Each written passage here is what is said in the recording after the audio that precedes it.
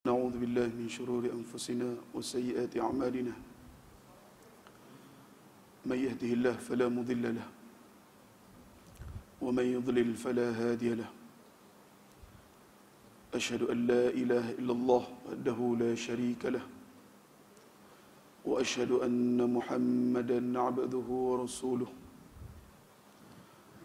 قال الله تعالى في القرآن الكريم بعد أعوذ بالله من الشيطان الرجيم يا أيها الذين آمنوا اتقوا الله حق تقاته ولا تموتن إلا وأنتم مسلمون أما بعد عن أم سلمة رضي الله عنه قالت أن النبي صلى الله عليه وسلم كان يقول إذا صلى الصبح حين يسلم اللهم إني أسألك علما نافعا ورزقا طيبا وعملا متقبلا.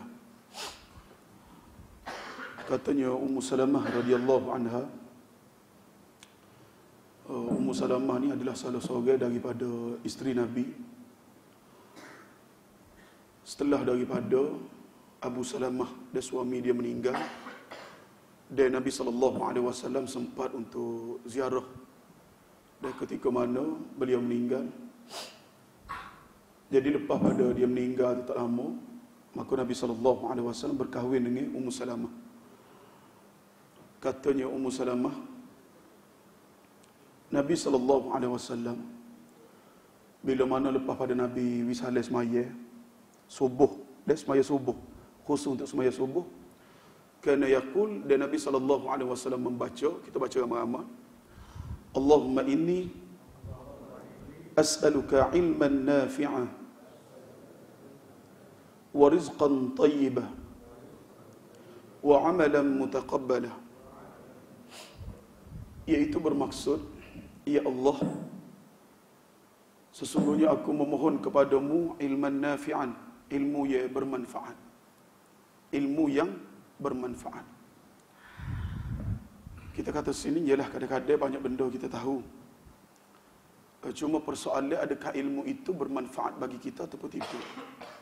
Ataupun kita tahu, tanya orang bahas, sedap kita bahas, tapi dari sudut amal, adakah kita laksana ke apa yang kita tahu.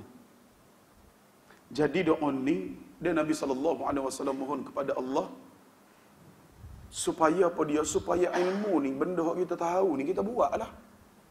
Bukannya setakat tahu untuk nak sedap kecek, bukan setakat tahu untuk nak bahas dengan orang, tapi tak buat. Itu tidak menepati, itu tidak bermanfaat. Ilmu yang bermanfaat adalah ilmu yang diamal dan disampaikan kepada orang lain. Ni ilmu yang bermanfaat.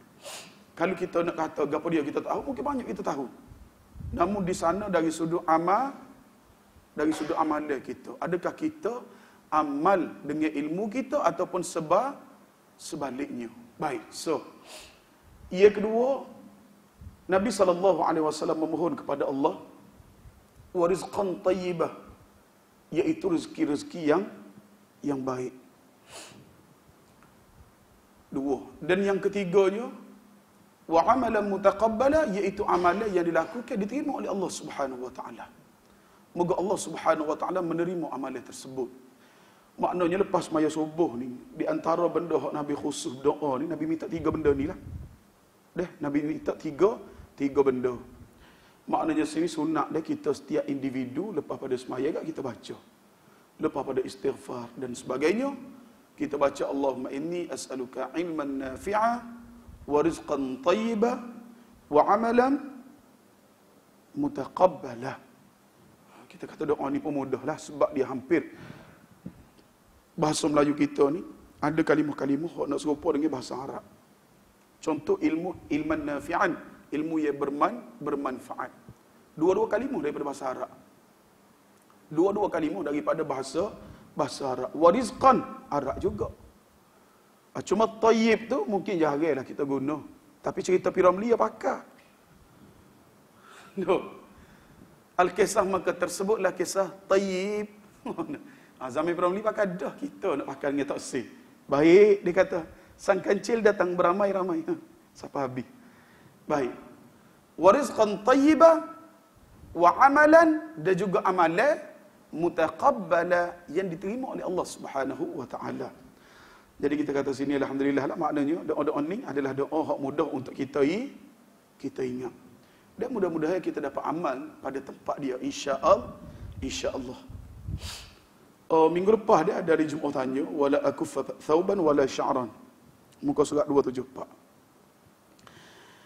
Dalam hadis ni Nabi sallallahu alaihi wasallam Nabi kata kami diperintahkan bila mana bersujud dah bisab'ati a'dhumin, iaitu dengan sujud 7 anggota. 7 anggota sini 7 tulang.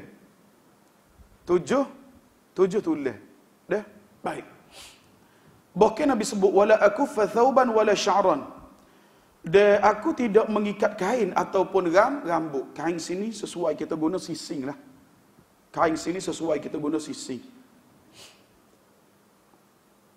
Dalam kitab Fathul Bari dia syarah Sahih Bukhari, dia terjemah, dia kata wala akuffa thawban, dan kami dilarang daripada menyingsing pakaian, wala sya'ran, dan kami dilarang daripada mengikat rambut untuk lelaki. Untuk lelaki. Baik. Gini ahli Jumaat mudah kita kata, bila mana kita bicara bab sujud ni, dia akan membabitkan 7 anggota. 7 anggota. Kalau kita perasan, dia ada setengah orang semaya, bila mana rambut dia panjang, time dia sujud, dia akan alih rambut dia. Dia akan alih. Dia rambut dia. Jadi, di antara cara mereka dengan cara lagu mana? Diikat lah. Supaya mudah. Diikat untuk sujud. Supaya dahi dia setuh dengan tempat sujud. Baik. Dalam erti kata kita kata sini, mereka memahami bahawa sujud ni adalah gunakan kulit. Itu kefahaman mereka. Namun dalam hadis Nabi kata kami diperintahkan sujud dengan menggunakan sab'atu a'dhum. Dengan menggunakan 7 sendi ataupun tulang. 7 tulang. Maknanya dalam hadis ni menunjukkan siapa dia hak semaya, dia sujud sekalipun rambut dia tu berlapik di dahi dia, maka semaya dia tetap sah. Dasar hadis ni. Semaya dia dikira sah. Sebab sekarang kalau orang tu dia sebut, dia kata sujud ni tak boleh, dia kena dahi rapat tanah. Dalam hadis Nabi sebab Nabi guna 7 anggota, baik. So kita tengok bagaimana sekiranya orang hak semaya dia pakai stocking. Lagu mana semaya dia pakai stocking? 2. Yang ketiga lagu mana tangan dia? Untuk orang perempuan lagu mana tangan dia? 3. Bahkan dalam hadis Nabi, ada di antara hadis yang mana dia boleh untuk kita lapik tangan ketika mana bersujud, lebih-lebih lagi ketika mana situasi panas, dia panas terik dan sebagainya. Contoh di Jumaat semaya di mana-manalah tempat-tempat yang kita kata sini panas dan sebagainya, contoh semi masjid di panas dan sebagainya, maka boleh untuk sujud di atas tu dan juga melapik kita tangan kita. Maka sini kita kata dalam hadis ni menunjukkan bahawa orang yang semaya ni bila mana rambut dia panjang, Nabi SAW lari daripada dia diikat rambut dia. Biarlah gitulah. Tak perlu dia masa nak sujud tidak alih rambut dia. Dia pun sujud. Dah, baik. Jadi ni soalan daripada ahli Jumaat tanya pada minggu lepas. Baik. Kita sambung dah, ini di antara apa yang disebut oleh Imam Bukhari, iaitu dalam kitab Fathul Bari. Baik. Dan untuk pagi ni kita sambung dia pengajian kita muka surat 278. Mengangkat kepala daripada sujud seraya bertakbir dan duduk tegak. Baik. Dia kata hal itu didasarkan pada hadis Abu Hurairah radhiyallahu anhu, dalam hadis tentang kisah seorang yang kurang baik dia punya semaya dia. Hadis yang masyhur dah. Hadis al-Musi fi salatih. Di dalamnya disebutkan sumarfa hatta tatma'inna jalisan. Kemudian angkatlah kepalamu sehingga kamu duduk tamakninah, iaitu duduk di antara dua sujud. Situ ada tamakninah. Hadis ini diriwayatkan oleh Imam Bukhari. Juga didasarkan pada hadis Abu Hurairah radhiyallahu anhu yang di dalamnya disebutkan Kemudian beliau bertakbir pada saat mengangkat kepalanya daripada sujud. Bertakbir dalam arti kata bilafzin, dengan lafaz, dah. Bukan dengan angkat tangan. Sebab itulah kita semaya, kita duduk antara dua sujud, kita bangkit daripada sujud, duduk antara dua sujud, tidak timbul dalam masalah mengangkat tangan. Di hadis ni disepakati oleh Imam Bukhari dan Muslim. Beliau melipatkan kaki kirinya dan mendudukinya. Lagu mana cara Nabi duduk antara dua sujud? Kaki kiri Nabi lipat dan Nabi duduk atas kaki tu. Ning dia panggil duduk iftirash. Duduk dia ada beberapa cara, dia ada iftirash, lepas tu dia ada tawarruk. Tawarruk seperti mana dalam tahiyat akhir tu dipanggil tawarruk. Kaki kiri kita tubik bawah daripada betih. Bawah daripada betih kaki kanan. Itu dipanggil duduk cara tawarruk. Maknanya punggung kita sebelah kiri ni rapat tanah. Kalau tahiyat awal, punggung kita duduk atas tapak kaki. Ni dia panggil duduk iftirash. Menjadikan kaki kiri sebagai hamparan untuk duduk. Baik. Dan dalam masa yang sama, Nabi SAW menegakkan kaki kanan seraya menghadap ke jari-jarinya ke arah kiblat. Kaki kanan Nabi lipat. Kaki kanan ni Nabi lipat. Dan jari, hujung jari ni Nabi menghadap ke arah kiblat. Cumanya kalau orang itu tak mampu, tak ada arah lah. Dia tak mampu nak buat contoh. Dia payah nak lipat dan sebagainya. Maka itu adalah dibolehkan, tak ada masalah. Semaya dia tetap sah. Ini kita bahas berkenaan dengan bab kesempurnaan solat. Bukannya kita bicara berkenaan dengan satu bab yang menunjukkan kepada rukun-rukun semaya tidak. Ini perkara-perkara yang sunat ketika mana duduk di antara dua sujud, melainkan tamakninah. Tamakninah itu adalah rukun. Hal itu berdasarkan hadis daripada Aisyah radhiyallahu anha yang di dalamnya disebutkan beliau menduduki kaki kirinya dan menegakkan telapak kaki kanannya. Adakah adik-adik sini kita minta sore buat? Adik-adik kecil ada ke? Mari sore. Mari sore, jangan malu mai. Tunjuk cara duduk antara dua sujud. Mari dek, mari. Dia bangun. Jangan malu, mari. Oh, heru tak boleh malu. Baik. Cerita duduk tahiyat awal. Duduk tahiyat awal. Baik. Di Jumaat tengok dah. Jalan dah sesat dah.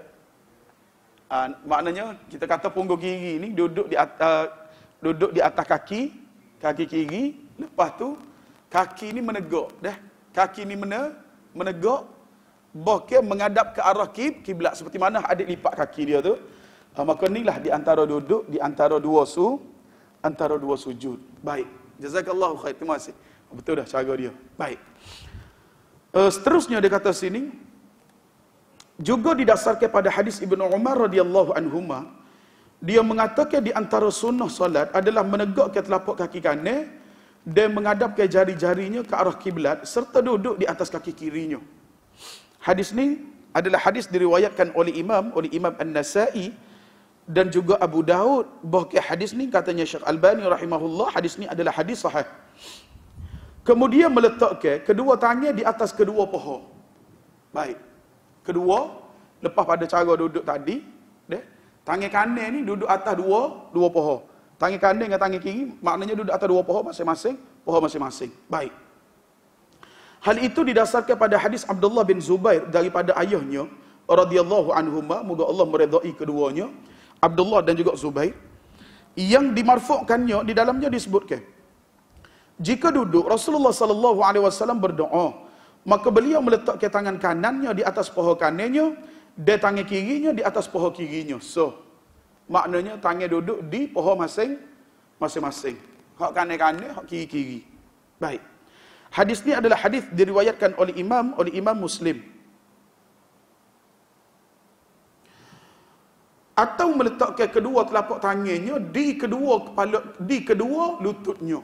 Ini cara yang kedua. Mungkin hak kita biasa dengarnya lagu mana? Paha saja. Hak ni kedua lutut. Yang demikian itu didasarkan pada hadis Abdullah bin Umar yang dimarfu'kannya, bahawa Nabi sallallahu alaihi wasallam jika duduk dalam salat meletakkan kedua tangannya di atas kedua kedua lututnya. Yang kedua Nabi letak di kedua lutut. Baik.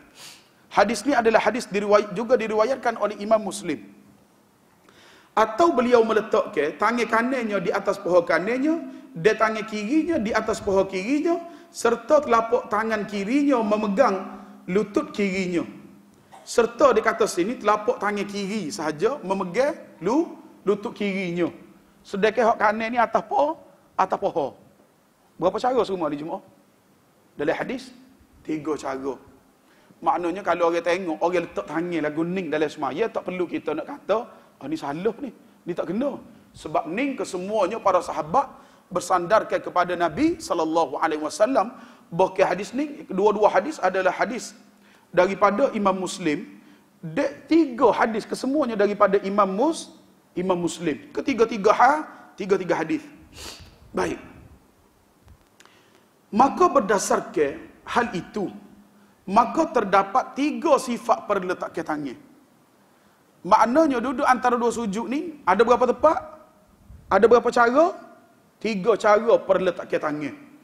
Yang pertama dia kata sini, telapak tangan kanan atau paha kanan, telapak tangan kiri atau paha kiri. Seperti mana kita nak buat hari ni. So, hadis rawahu Muslim. Hadis yang kedua, telapak tangan kanan di atas lutut kanan, telapak tangan kiri atas lutut kiri. Juga hadis riwayat oleh Imam Muslim. 2. Yang ketiga, telapak tangan kanan duduk atas paha kanan, telapak tangan kiri duduk atas lutut kiri. Juga diriwayatkan oleh Imam Muslim. Ketiga-tiga hadis Imam Muslim belakang riwayat. Baik. Ada pun dia kata sini,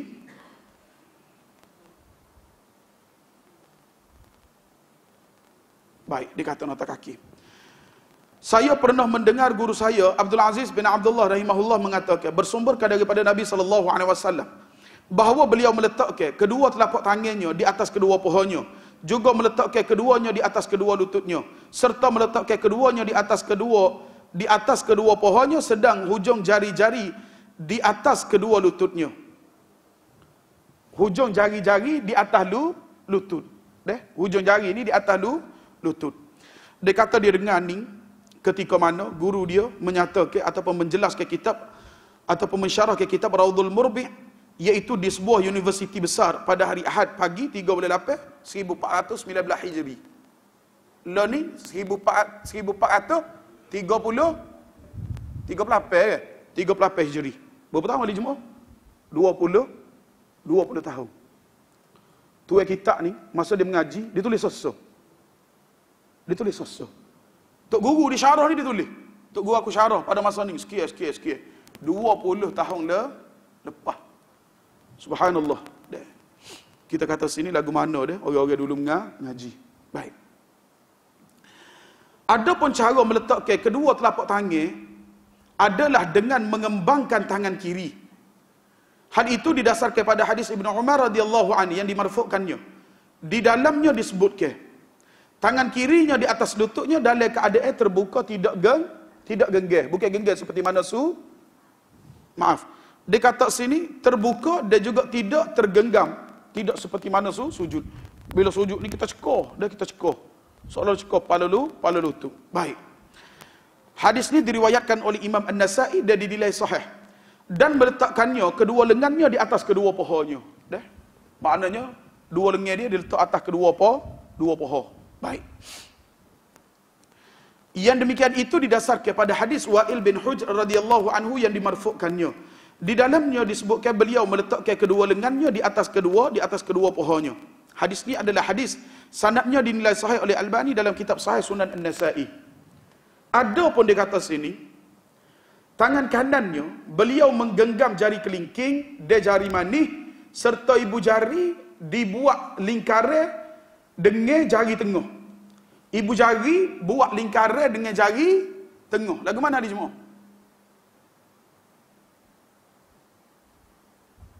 Dia kata sini, jari manis dengan jari kelingking ni, kepal, genggam, jari tengah dengan jari ibu buat sebagai lingkaran. Lagu mana? Bulat ni. Baik. Banyak hadis ni. Cuma kita bawa hak ni dulu. Ni, so. Baik. Maknanya sini ni genggam. Jari ni buat lingkar dia masa tahiyat. Baik. Ini berdasarkan pada hadis Wa'il bin Hujr radhiyallahu anhu yang dimarfu'kannya. Di dalamnya disebutkan kemudian beliau menghadap kiblat lalu bertakbir seraya mengangkatkan kedua tangannya sehingga sejajar dengan kedua telinganya. Selanjutnya menggenggam tangan kiri dengan tangan kanannya ketika hendak rukuk, maka beliau mengangkat kedua tangannya seperti itu kemudian meletakkan kedua tangannya di atas kedua lututnya. Ketika mengangkat kepala daripada rukuk, beliau juga mengangkat kedua tangannya seperti itu juga. Maknanya takbir lah. Dia angkat tangan. Ketika mana nak sujud, ketika mana rukuk, ketika mana bangkit daripada rukuk. Baik. Ketika sujud di kata sini, beliau meletakkan kepalanya di lantai di antara kedua tangannya. Nabi SAW, Nabi letak kepala di antara dua tangan. Mana tempat tangan, situ Nabi letak. So, baik.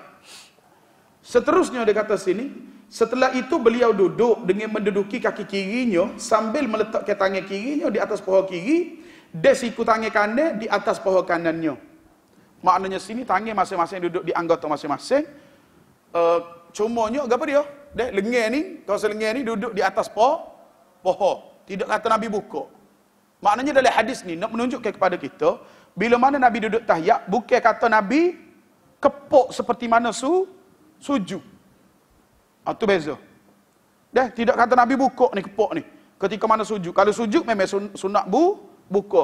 Tapi mengikut kadar, kok boleh buat masa tu lah. Kalau angkat ni, mungkin kita mampu nak angkat. Daripada tanah ni. Supaya lengan kita ni tak setuh dengan data. Cuma untuk buka mengikut kepada kesesuaian tempat kita semaya.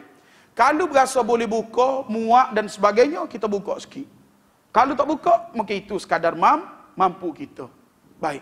Sebab kita semaya jemaah. Soft kita dah rapat. Baik. Seterusnya, maknanya kalau semaya sore agak mungkin tak timbullah masalah. Apa dia? Tangan kita rapat dengan lambung. Sebab dalam hadis Nabi SAW Nabi buka. Nabi punya lambung ni Nabi tidak rapat dengan lengan. Apa kita boleh sebut? Kita nak perhati. Kerana Nabi SAW dia semaya, Nabi jadi imam. Maknanya ruai dari sudut buka tak ada masalah. Cuma kita semaya jemaah, bila mana kita dah rapat, kaki kita dah rapat kaki orang sebelah, bahu kita satu dengan bahu orang sebelah, bila mana nak buka, agak terhad. Jadi kita buat setakat mana mampu. Tidak kata nak ambil tadi, dia buka gitu. Sudah molek gu sebelah tu, kepik. Baik. Jadi kita kata sini, tengok kesesuaian. Dia tengok kesesuaian. Cuma kalau kita semaya sore, semaya sunat contoh, qabliyah ke ba'diyah ke, ataupun semaya malam ke, kita kena perhati dah ni. Sebab tidak timbul masalah dia nak buka. Ketika mana masa tersebut. Baik. Seterusnya dia kata sini, beliau menggenggam dua jarinya, iaitu jari manis dan juga jari kelingking. Dua ni Nabi genggam.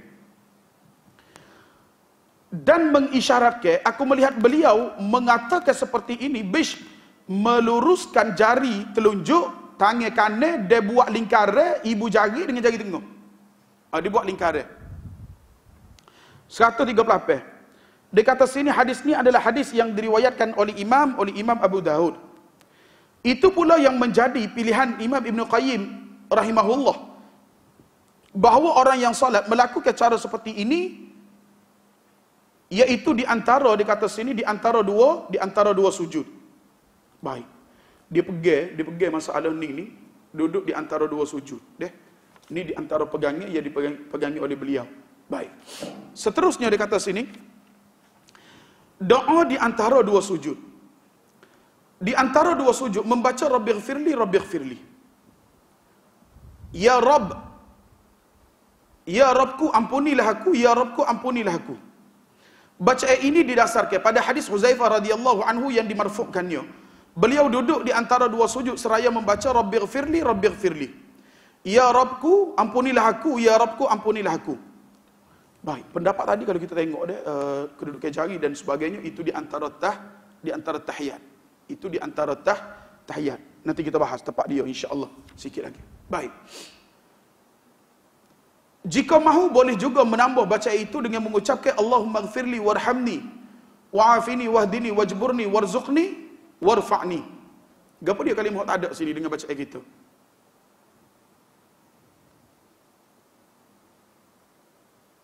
Gapo dia tak ada ahli jemu? Wa'fu anni. Dalam hadis ni lah. Semua hadis dia bawa ni tak ada gapo dia? Wa'fu anni. Baik.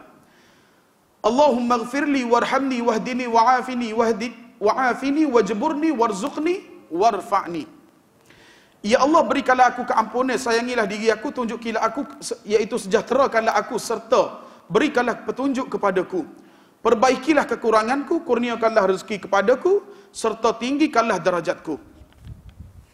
Hal ini didasarkan pada hadis Ibnu Abbas radhiyallahu anhu bahawa Nabi SAW membaca ketika mana duduk di antara dua sujud, Allahumma ighfirli warhamni wa'afini wahdini warzuqni. Ya Allah, ampunilah aku, sayangilah aku, sejahterakanlah aku, tunjukikanlah aku dan kurniakanlah rezeki kepadaku. Hadis ni boleh tengok dalam kitab Sunan Abi Dawud. Dalam lafaz Ibnu Majah disebutkan Rabbighfirli warhamni wajburni warzuqni warfa'ni. Ya Rabbku, ampunilah aku, kasihanilah diriku, sempurnakanlah kekuranganku, kurniakanlah rezeki kepadaku, serta tinggikanlah darajatku. 143 hadis ni diriwayatkan oleh Imam Ibnu Majah. Dan juga hadis ni adalah hadis sahih. Dan Nabi SAW memanjangkan rukun ini kira-kira sama dengan lama sujud. Nabi panjang rukun ni sama dengan lama panjangnya sujud. Ni kita tengok dah. 3 tepat Nabi SAW sama panjang belaka. Tidak kata Nabi panjang lebih daripada satu sama lain, tidak. 3 dah. Iktidal. So, nanti dia akan sebut depan sikit lagi. Di antaranya ketika mana rukuk, duduk antara dua sujud, dan juga ketika mana sujud. Nabi SAW semaya fardu, Nabi buat semuanya sama lama, sama panjang. Bapa dah sahabat cerita benda ni. Sebab ada di antara mereka, bila mana sujud yang terakhir, dia buat lama pada hal lain. Ada setengah berlaku. Semaya fardu. Dah. Bila sujud dia buat lama pada lain. Sedangkan dalam hadis dia kata Nabi buat semua sama. Walaupun Nabi SAW berdasarkan kepada beberapa hadis yang kita dengar pada minggu lepas. 4-5 hadis kita dengar minggu lepas. Baca ketika mana sujud. Namun dalam masa yang sama Nabi hanya buat sama panjang sahaja. Dalam erti kata lagu mana? Sidih hadirin. Iaitu dalam erti kata, bukan kata semuanya Nabi baca dalam satu perbuatan. Tidak. Gila. Pelbagai ke. Tidaklah kata Nabi pelama tempat tu, Nabi pendek tempat lain. Di antara 3 tempat tersebut. Sujud, duduk antara 2 sujud, rokok.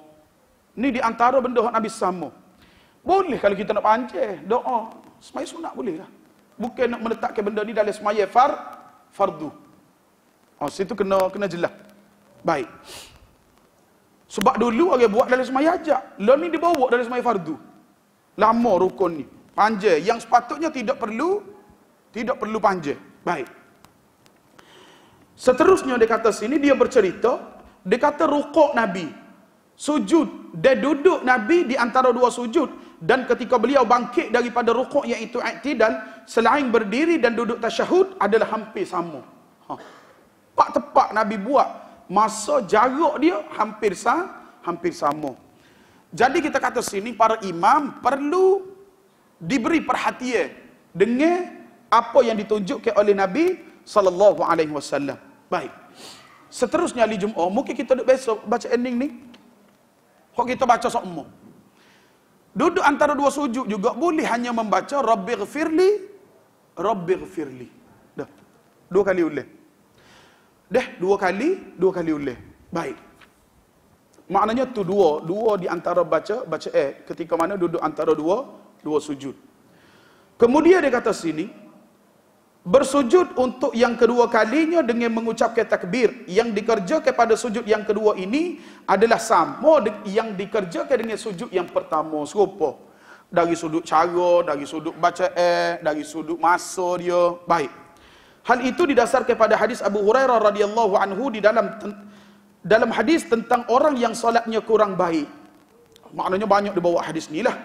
Dia kata kemudian sujudlah hingga engkau benar-benar tamakninah di dalam sujud. Lalu bangkitlah iaitu duduk hingga engkau benar-benar tamakninah dalam duduk. Selanjutnya sujudlah yang kedua hingga engkau benar-benar tamakninah dalam sujudmu. Maka lakukanlah semua itu di dalam semua solatmu. Muttafaqun alaih. Juga didasarkan pada hadis Abu Hurairah radhiyallahu anhu yang di dalamnya disebutkan beliau bertakbir ketika sujud, lalu bertakbir ketika mengangkat kepala daripada sujud. Selanjutnya beliau bertakbir ketika sujud, lalu bertakbir lagi ketika mengangkat kepalanya daripada sujud. Dan beliau mengerjakan hal itu di semua salat sampai selesai. Ketika bangun daripada rakaat kedua, setelah duduk tahiyat pertama, beliau membaca takbir. Baik, hadis ni adalah muttafaqun alaih. Seterusnya, mengangkat kepala sambil membaca takbir. Selanjutnya, duduk sebentar. Yang disebut juga sebagai duduk istirahat. Baik.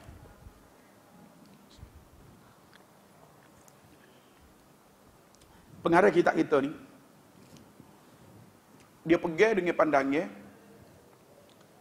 bila mana kita selesai, ataupun kita sujud dah 2 kali, ni rakaat yang pertama. Dan rakaat yang ketiga nak masuk rakaat yang keempat. Rakaat kedua tak masuk sebab kita duduk tahiyat awal. Dia pergi dengan pandangnya, dia kata sunat untuk duduk istirahat. Pengarah kita ni. Kalau dalam kitab fiqh sunnah, dia kata duduk istirahat, maknanya lepas sujud kedua, sebelum kita bangun tu, setengah orang dia bangun terus. Setengah orang dia terus bangun. Dia tidak duduk dah. Baik. Kena tunjuk sebenarnya. Setengah orang dah. Contoh kita kata sini. Bila mana dia sujud. Baik. Contoh lah ni dia sujud. Setengah orang dia Allah. Nampak? Dia standby bangun dah ni. Dia standby bangun. Dia tak duduk dah. So, yang kedua, hak pengarah kitab ni sebut, dia kata lagu mana? Sujud. Sebelum pada bangun, bagi dia sunat. Duduk istirahat dulu, kemudian baru bangun. Baru bangun. Jelas di jemaah? Dalam fiqh sunnah disebut dua-dua. Tapi pengarah kitab ni dia kata sunat. Dia kata sunat. Duduk dulu, baru bukan duduk lama lah, maknanya istirahat. Setakat kita kata sini, ambil reng lah nak bangun. Moga kita baru lepas sujud, baru lepas baca. Jadi dia kata sini, duduk istirahat sebentar ni, pelega dulu. Kemudian barulah, dia pun bangun. Barulah bangun. Baik. Hak ni, hak dipegang oleh pengarah kitab kita ni lah. Ada hadis untuk naik. Cuma dia tak bawa. Pengarah kitab ni rasanya dia tak bawa hadis tu. Hak kepatannya dah. Maknanya tekan untuk naik. Tapi hadis tu ada. Hadis tu ada. Hadis bab kepatangan ketika mana nak bangkit daripada sujud. Baik. Untuk kita bangun. Jadi kalau kita tengok ada orang kepas sebelah, bukan dia nak gocok. Dia ada hadis. Baik. Jadi kita kata sini, dalam masalah ni dia ada 2 pandangan. Kalau Syekh Said Sabiq rahimahullah disebut lagu mana? Dia kata dalam masalah ni, duduk istirahat, satu pandangan adalah merujuk kepada kemampuan seseorang. Kalau orang tu memang dia tak boleh nak bangun direct, dia kena duduk istirahat dulu. Itu yang kita kata sini, yang diperlukan oleh beliau, maka selekeh. Tapi kalau orang tu boleh cah bangun selalu, pun selekeh juga. Cuma ingat, kita takut dalam masalah ni, orang terlebih dahulu mendahului imam. Nak imam tempat kita ni veteran, bukan orang muda. Setuju? Imam tempat kita ni orang veteran. Kadang-kadang takut kita ni gaduh naik dulu pada tu imam. Baik. Kalau ahli Jumaat tanya kita lebih kepada pandangnya atau orang perlulah untuk duduk istirahat ni. Baik. Apa dalil dia? Dia kata hal itu didasarkan pada hadis Abu Hurairah radhiyallahu anhu dalam kisah tentang orang yang solatnya kurang baik. Baik. Hadis ni ada tulis. Hadis ni sama dia ulang. Dia kata sini, summarfa, ahli Jumaat boleh tengok hak perenggan kedua. Summarfa hatta tatma'inna jalisan summar al-zalika fi salatika kulliha. Kita baca ngelah sahaja. Dia kata sini, lalu bangkitlah duduk hingga engkau benar-benar tamakninah dalam duduk dan kerjakanlah semua itu di dalam semua solatmu. Dia pergi dengan hak ni. Dia pergi dengan hak ni. Baik. Hadis ni dikata sini muttafaqun alaih, disepakati oleh Imam Bukhari dan Muslim. Di akhir hadis Abu Usamah mengatakan, hingga engkau berdiri tegak. 149 hadis rawahul Bukhari. Ada juga hadis Abu Hurairah yang lainnya yang di dalamnya disebutkan kemudian beliau bertakbir ketika mengangkat kepalanya daripada sujud dan beliau mengerjakan hal itu di semua salat sampai selesai. Ketika bangun daripada rakaat kedua, setelah duduk tahiyat pertama, maka beliau membaca takbir. Mengenai duduk istirahat, terdapat hadis daripada Malik bin Al-Huwairith radhiyallahu an bahwasanya Nabi SAW mengerjakan salat jika beliau sedang berada di rakaat ganjil daripada salatnya itu, maka beliau duduk tegak sebelum daripada beliau berdiri tegak. Sebelum daripada berdiri. 151 hadis ni rawahul Bukhari. Baik. Seterusnya mengenai duduk istirahat ini juga ada sebuah hadis dengan lafaz lain daripada hadis Malik bahwasanya beliau pernah salat bersama para sahabatnya. Beliau duduk jika mengangkat kepalanya daripada sujud sebelum kemudian berdiri pada rakaat yang pertama. Baik. Maknanya sebelum Nabi bangun untuk masuk rakaat kedua, dia kata Nabi duduk dulu. Hadis ini diriwayatkan oleh Imam Bukhari. Duduk istirahat ini telah disebutkan juga di beberapa lafaz riwayat hadis tentang orang yang syaratnya kurang baik. Hak kita dengar tadi. Lafaznya berbunyi sebagai berikut, sujudlah hingga engkau benar-benar bertamakninah dalam sujud, kemudian bangkitlah hingga engkau tamakninah dalam duduk. Lalu sujudlah engkau, iaitu sujud kedua, hingga engkau benar-benar tamakninah dalam sujud, selanjutnya bangkitlah hingga engkau benar-benar tamakninah dalam duduk, kemudian kerjakanlah semua itu di dalam semua solatmu. Mengenai duduk ini pun masih ada hadis lain yang berasal daripada hadis Abu Humaid. Tengok berapa banyak hadis yang dia bawa. Iaitu yang di dalamnya disebutkan beliau sujud ke arah tempat sujud lalu beliau merenggangkan kedua lengannya daripada sisi lambungnya. Nabi buka. Untuk selanjutnya mengangkat kepala dan melipat kaki kirinya untuk kemudian mendudukinya. Lalu beliau merenggangkan jari-jari kakinya jika bersujud. Nabi renggang, Nabi buka jari kaki ketika sujud. Kemudian bersujud, lalu mengucapkan Allahu Akbar. Dan mengangkat kepalanya, selanjutnya melipat kaki kirinya untuk kemudian mendudukinya. Hingga semua tulang belulangnya kembali ke tempatnya. Kemudian beliau melakukan hal seperti itu dalam rakaat yang lain. Hadis ini adalah hadis yang diriwayatkan oleh Imam Abu Daud. Baik. 22. Dia kata bangkit dengan bersandar pada kedua telapak kaki dan kedua lutut seraya membaca takbir untuk berdiri pada rakaat yang kedua. Yang kedua bangkit dengan tertumpu pada kedua paha. Jika hal itu mudah dilakukan seraya mengangkat kedua tangan sejajar dengan kedua bahu atau kedua telinga. Baik. Hak ni dia pergi pendapat lagu mana? Lagu mana cara turun sujud ahli Jumaat? Kita mengaji minggu lepas. Tangan dulu ke lutut dulu? Hak mengaji minggu lepas dia sebut lutut ke? Dia ambil pandangan siapa dia? Syekh ni. Di antaranya Abdullah bin Bas, di antaranya. Yang kedua dia ambil Ibnu Qayyim. Dia itu di antara yang disebut oleh Imam Ibnu Taimiyah. 3. Disebut. Ketiga-tiga dipilih hadis untuk turun lutut dulu. Tak ada masalah lah. Dalam fiqh sunnah dia kata 2. Sebahagian pendapat menyatakan bahawa tangan dulu. Tangan dulu. Pendapat yang kedua, lutut dulu. Pendapat yang kedua, lutut dulu, seperti mana pengarang kitab. Jadi pengarang kitab ni dia pergi Maknanya lutut turun dulu, maka lututlah hak ngelah untuk diangkat. Sebab tu dia kata, maknanya bila kita bangkit daripada sujud ni, supaya kita nak bangun tu tertumpu pada kedua lutut. Maknanya dia pegang tangan akak, lepas tu barulah lutut. Baik. Ni perbezaan pandangan dia. Kita jangan tahulah lepas ngaji ni jadi penah. Mana? Tak. Ni perbezaan pandangan. Dia cerita dua-dua. Supaya apa dia? Orang tu dibuat dengan cara yang pertama, selekelah buat. Sebab itu ada hadis. Orang yang pergi dengan pendapat yang kedua, pun ada hadis juga. Ada kadang-kadang Nabi tunjuk dengan cara ni. Ada kadang-kadang Nabi tunjuk dengan cara ni. Jadi dua-dua kita terima dua-dua. Kedua-duanya. Baik. Seterusnya dia kata sini, hadis dia apa? Hal itu didasarkan pada hadis Wa'il yang di dalamnya disebutkan jika bangkit beliau mengangkat kedua tangan sebelum daripada kedua lutut. Baik. 156 dia kata sini hadis ni diriwayatkan oleh Imam Abu Daud.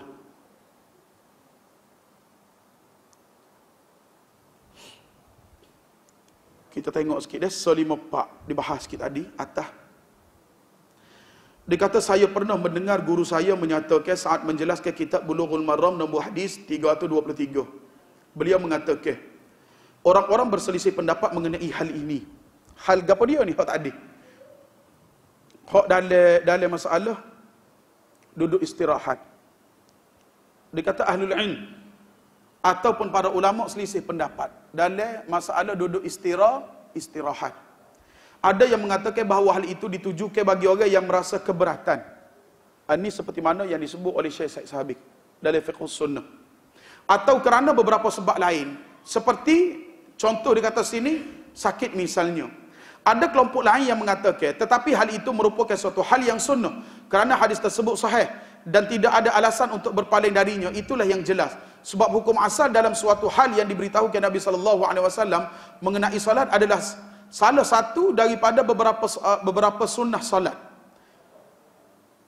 Sehingga tidak perlu ada batasan. Oleh kerana itu, batasan hanya bagi orang yang merasakan keberatan atau sedang sakit, dan ini memerlukan adanya dalil lainnya. Di sana ada hujjah kedua untuk duduk istirahat ini, iaitu yang ada pada hadis diriwayatkan oleh Imam Ahmad, Abu Daud dan lainnya dengan sanad yang jayyid. Maknanya boleh terima lah. Daripada Abu Hamid As-Sa'idi. Hadis yang kita baca dah sebentar tadi. Maknanya sini dia ambil pandangnya lagu mana? Duduk istirahat ni dia ambil pandangnya sunat. Sebab dia kata orang-orang hujjah. Maknanya orang-orang yang perlu. Duduk istirahat ni maknanya perlu kepada orang yang perlulah. Orang yang sakit, orang yang ada sebab, dia tak boleh coh nak bangun selalu. Maka dia kata sini, bagian ni kalau kita nak royak ianya sedemikian, dia kena hujjah. Itu bagi pendapat pengarang kitab. Sebab tu kita kata ini adalah masalah perselisihan pandangnya di antara ulama. Baik. Seterusnya dia kata sini, jika mendapat kesulitan pada saat bangkit untuk berdiri, diperbolehkan untuk tertumpu ke tanah. Bertumpu ke tanah. Tangan tumpu pada tanah. Hal itu didasarkan pada hadis Malik bin Huwairith yang di dalamnya disebutkan, jika mengangkat kepala daripada kedua sujud, beliau duduk dan tertumpu ke tanah, kemudian barulah berdiri. Baik. 157 hadis ini diriwayatkan oleh Imam Bukhari. Juga pada hadis Ibnu Umar radhiyallahu anhuma yang di dalamnya disebutkan, jika berdiri daripada 2 rakaat beliau mengangkat kedua tangannya. 158 muttafaqun alaih. Demikian juga dengan hadis Abu Hamid radhiyallahu anhu di dalamnya disebutkan, kemudian jika berdiri daripada rakaat kedua beliau membaca takbir seraya mengangkat kedua tangannya sehingga sejajar dengan kedua pundaknya sebagaimana beliau bertakbir pada saat istiftah salatnya. Baik. Hadis ngelah ini ayat kepada Nabi sallallahu alaihi wasallam, dan Nabi angkat kedua tangan ketika mana nak masuk pada rakaat yang ketiga. Rakaat pertama nak masuk rakaat kedua angkat tangan dak. Rakaat ketiga nak masuk rakaat keempat angkat tangan dak. Dak, tapi masih ramah akak. Itu yang sebenarnya dia nak ayat. Ramah orang. Rakaat pertama, Allahu akbar. Rakaat kedua, rakaat pertama nak naik rakaat kedua, Allahu akbar. Kedua, ketiga, itu sunnah lah. Rakaat ketiga nak masuk rakaat keempat, pun Allahu akbar. Sebenarnya dia nak ayat kepada dia. Memadai orang rakaat pertama nak masuk rakaat kedua, Dia naik, ya Allahu Akbar, letak tangan sini. Tanpa perlu untuk angkat tangan. Begitu juga rakaat ketiga nak masuk rakaat keempat. Melainkan pada dua tempat nak masuk rakaat. Yang pertama, takbiratul ihram. So, yang kedua, rakaat kedua nak naik rakaat ketiga. Situ sunnah. Mula Tok Guru ni Aziz dia pesan. Dia kata, ramai kita ni mengaji, tapi dia ikut belah tulu. Dia ikut belah tulu. Dia ikut tabiat. Sedekah benda ni kita tahu. Jadi ini perlu ambil perhatian. Dah. Bila mana kita mengaji, kita dah tengok lagu, kita dah faham lagu mana cara Nabi SAW dalam keadaan tempat-tempat tadi, maka sepatutnya kita buat dengan apa hak kita mengaji. Baik. Seterusnya dia kata sini,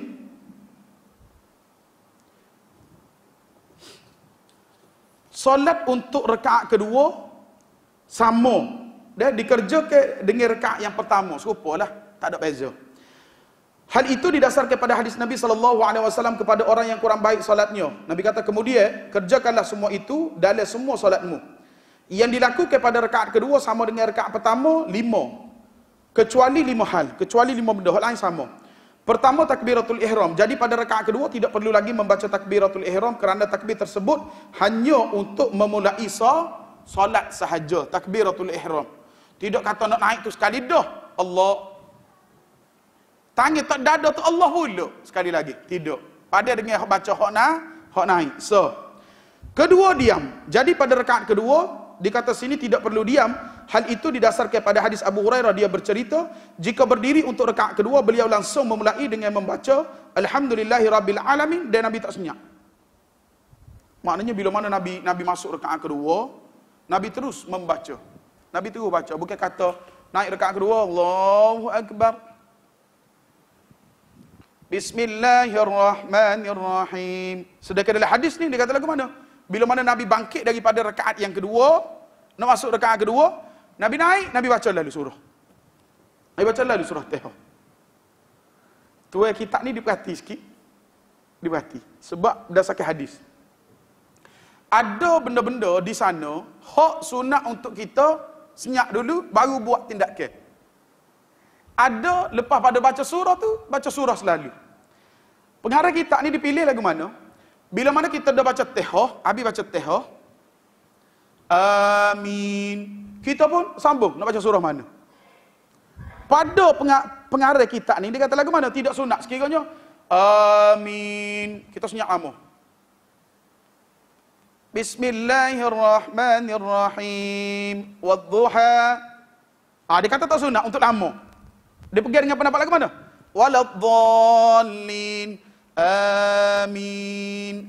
Bismillahirrahmanirrahim. Dia. Sebab yang mengaminkan tadi siapa dia? Makmum. Dia kata sini, maknanya bagi dia tidak sunat untuk orang itu disenyap seperti mana di akhir bacaan surah. Contoh kita baca, wadduha wal-laili idza saja ma wadda'aka rabbuka wa ma qala walal akhiratu khairun laka minal ula wa wajadaka dhallan fahada. Sehingga ke habis, bila mana habis, dia kata sekira habis surah, maka itu disunatkan untuk kita senyap dulu sebentar sebelum daripada rukuk. Sebelum daripada rukuk, sunat dulu situ senyap. Tidak seperti mana ketika habis membaca surah Al-Fatihah. Bagi dia. Maknanya lepas habis dia baca dah. Contoh, wal 'asr innal insana lafi khusr illa alladhina amanu wa 'amilus salihati wa tawassaw bil haqqi wa tawassaw bis sabr. Dikata tidak sunat untuk terus rukuk. Relax dulu. Allahu Akbar. Barulah rukuk. Baik. Seterusnya dia kata sini, bila mana Nabi bangkit masuk rakaat kedua, Nabi terus baca surah. Ketiga, doa istiftah. Jadi pada rakaat kedua tidak perlu lagi baca doa istiftah. Kerana doa itu hanya dibaca untuk pembukaan solat sahaja setelah daripada takbiratul ihram. Baik. Keempat, tidak memperpanjangkan bacaan pada rakaat yang kedua daripada rakaat pertama. Maknanya bacaan rakaat pertama lebih panjang daripada rakaat yang kedua. Bacaan pada rakaat kedua lebih pendek pada rakaat yang pertama, itu berlaku pada setiap solat. Hal itu didasarkan pada hadis Abu Qatadah radhiyallahu anhu yang di dalamnya disebutkan beliau memanjangkan bacaan pada rakaat pertama dan memendekkan bacaan pada rakaat kedua. Rasulullah memanjangkan 2 rakaat pertama dan memperpendekkan 2 rakaat yang terakhir setiap daripada semaya Nabi. Maknanya rakaat pertama panjang pada rakaat kedua panjang pada rakaat ketiga, rakaat ketiga dengan 4 sama sahaja. Baik. Kelima, tidak perlu memperbaharui niat. Tidak cukup dengan niat yang pertama tetapi dikata cukup dengan niat yang pertama. Sebab jika diniati dengan niat baru pada rakaat kedua, rakaat yang pertama akan gugur dengan sendirinya kerana niat pertama telah terpotong dengan niat yang kedua. Tak perlu niat ke apa? Terus. Cuma tak ada lah masalah ning. Cuma dia beroyak. Takutnya apa dia? Takutnya ada orang yang sebut, tak boleh. Kalau kita masuk rakaat kedua, kena niat rakaat kedua. Kena niat pula. Tak tahu bila nak baca tehnya. Baik. Jadi dikata sini tidak perlu. 105 boleh dikata kitab Hasyiatul Rawdil Murbi'. Baik, yang dikarang oleh Syekh Abdul Rahman Al-Qasim. Adapun ta'awuz, ada yang mengatakan bahawa itu disyariatkan. Baik, ta'awuz, a'udzubillahi minasyaitonir rajim. Sunat kau tidak baca pada rakaat kedua, ketiga, keempat sebelum pada baca teh. Baik. Hak ni dia nak bahas lagi. Dia kata sini, adapun ta'awuz, ada yang mengatakan bahawa itu disyariatkan untuk dibaca di setiap rakaat kerana antara 2 bacaan itu terhalang oleh beberapa bacaan zikir. Maknanya kita baca teh tadi ke? Sebelum kita baca teh rakaat pertama, kita baca auzubillahi samil alim minasyaitonir rajim min hamzihi wa nafthihi wa nafthihi. Ataupun kalau nak baca auzubillahi minasyaitonir rajim pun boleh. 2 lah. Dah. Auzubillahi minasyaitonir rajim ataupun a'udzubillahi samil alim minasyaitonir rajim min hamzihi wa nafthihi wa nafthihi. Kemudian bismillah baca surah. Bila kita naik rakaat yang kedua, dia ada teh dia pula. Rakaat ketiga ada teh dia pula. Jadi dia kata sini, adakah kena baca semua ta'awuz ni? Nak kali nak baca teh? Baik. Maka dikata pandangan yang pertama baca nak kali nak baca teh. Sebab apa dia? Terputus di antaranya dengan perbuatan dan juga bacaan zikir. Tasbih, tahmid, sami Allah liman hamidah, Allahumma ghfirli dan sebagainya. Baik. Ni pandangan yang pertama. Sehingga dia kata perlu memohon perlindungan kepada Allah daripada syaitan yang terkutuk di setiap rakaat. Kerana firman Allah Subhanahu wa taala, "Fa idza qara'tal Qur'ana fasta'idz billahi minasyaitonir rajim." Apabila kamu membaca Al-Quran, hendaklah kamu meminta perlindungan kepada Allah daripada syaitan-syaitan yang terkutuk. Surah An-Nahl. Itulah yang lebih afdal. Apa? Tu kitab ni dia kata lagu mana? Hak ni lah lebih afdal. Walaupun di sana adanya pandangan, dia kata sini pada dengan sekali baca sahaja. Sebab apa dia? Kan dalam semaya ni tak ada apa lain. Pun kita berzikir kepada Allah juga. Semua benda kita buat kerana Allah. Baik. Ada juga yang berpendapat bahawa ta'awuz itu hanya dikhususkan pada rakaat yang pertama kerana salat merupakan satu kesatuan. Yang antara 2 bacaan itu, dia tidak ada diam melainkan ada zikir. Dengan demikian, bacaan dalam salat itu seperti satu bacaan sehingga cukup dengan satu ta'awuz, kecuali jika seorang belum berta'awuz pada rakaat yang pertama sehingga perlu untuk ta'awuz rakaat yang kedua. Contoh, kita semaya-semaya tak ingat baca auzubillah rakaat pertama, bacalah rakaat yang kedua. Ini pandangan yang kedua. Baik. Sedangkan mengenai bacaan basmalah disunnahkan untuk dibaca pada setiap rakaat kerana basmalah dipergunakan untuk membuka setiap daripada surah Al-Quran. 109 dikata sini, boleh tengok dalam kitab Hasyiatul Rawdil Murbi' karya Ibnu Qasim. Sidang hadirin yang dikasihi oleh Allah Subhanahu wa taala sekalian. Baik. Kita kata sini sampai sinilah dah untuk pagi ningnya. Di sana kita kata sini adanya beberapa perbezaan pandangan 2-3 pendapat. Itu apa yang perlu untuk kita railah. Cuma bezanya sekarang manakah yang lebih afdal, itu sahaja. Dia tidak kata sini sah ataupun tidak semaya dia ni. Tak.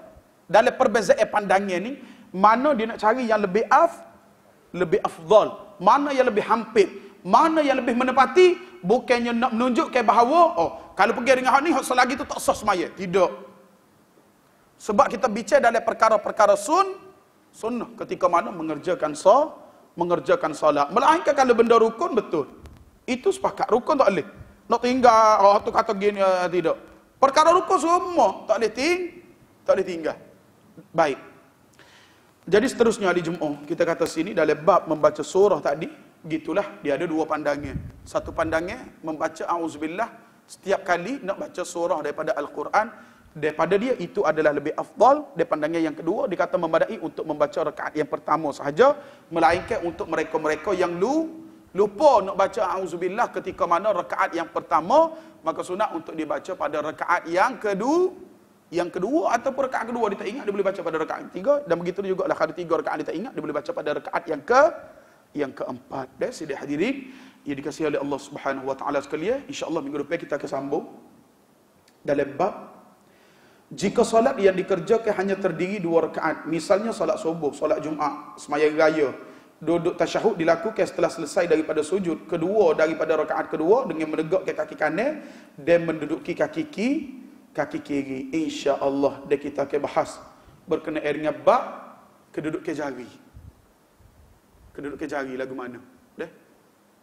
Dia ada gini, dia ada gini so, lepas tu dia ada ni pada juga. Dia macam-macam cara lagi lah, 3-4 cara berkenaan dengan kedudukan jari. Dia akan sebut juga kepada kita berkenaan dengan orang goyah ni. Hadis mana goyah?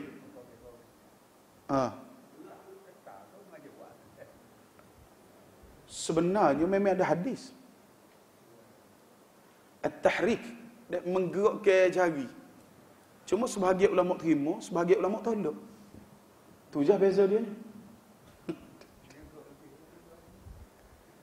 Dalam masalah tayak tak ada masalah, dia ada hadis. Bukan kali, ada hadis. Hadis untuk gerak ni. Hadis untuk gerak. Ini benda dia, bukan dia saja buat tu. Takut ada ahli Jumaat kata tak patut semaya sebab dia gerak gitu. Ada hadis. Sebagai ulama terima hadis tu. Sebab tu kita kata tak boleh derah nak kata kat orang. Mungkin hadis tu kita tak je dengar. Tu je sebenarnya. Kita tak tahu. Tapi bila mana tengok orang buat benda ni, kita jadi alamak. Ada hadis ni. Hadis berkenaan dengan angkat ketika sebut nama Allah. Ni gerak. Pula ni buat. Ada perbahasan ulama memang lah. Benda ni ada. Ni dibahas ke? Betul. Ini perbahasan sebagai ulama kata boleh. Jadi kalau kita nak cak orang ni tak sah dia punya semaya, tak kena. Tak kena. Melainkan benda tu tidak ada perbahasan. Melainkan benda tu tidak ada bab. Saja dia nak buat. Tu nak sabarlah. Kita kata tak sah. Sebab sini kita tak ajar dengan tu je. Jadi kalau kita tengok orang buat benda ni, nampak kau pelik ke? Sebenarnya benda ni ada. InsyaAllah kita akan sebut dia pada minggu hadapan sidih hadirin yang dikasihi oleh Allah Subhanahu wa taala sekalian. Mudah-mudahan kita kata sini 2-3 tajuk ni yang kita dengar pada pagi ni, dan juga di antaranya doa doa selepas pada semaya subuh tu tadi. Doa lepas semaya subuh tadi, mudah-mudahan kita dapat amal lah. Nak kali lepas pada kita semaya subuh. Cumanya khusus untuk subuh je lah tu. Bila-bila pun. Tak ada masalah. Wirid masuk boleh.